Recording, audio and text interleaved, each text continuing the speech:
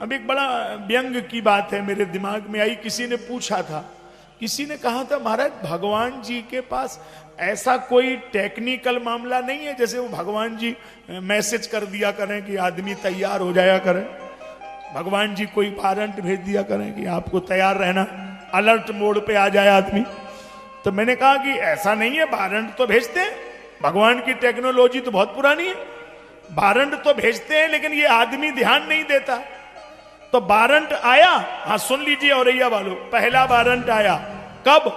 बाल काले थे उन्होंने सफेद कर दिए। मतलब ये वारंट है कि अब होश में हो जाओ, पुरानी बातें छोड़ो, ठिकाने पर रहो, चलने की तैयारी करो। लेकिन ये आदमी इतना चालाक है, उसने वारंट फाड़ के फेंक दिया और पीछे लिख दिया काली मेहंदी जिंदाबाद।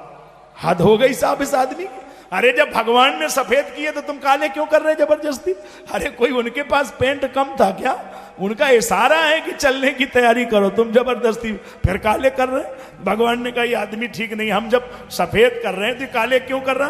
तो भगवान ने फिर दूसरा वारंट भेजा, आंख की रोशनी कम कर दी, इसने फिर चश्मा लगवा लिया।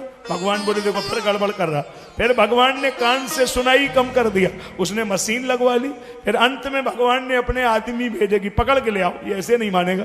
अरे हम समझा रहे, वो समझता नहीं। ये वारंट है कि भाई जब इशारा हो रहा है, ये सारी मशीनरी गड़बड़ है, तो इसका मतलब चलने की तैयारी करना है।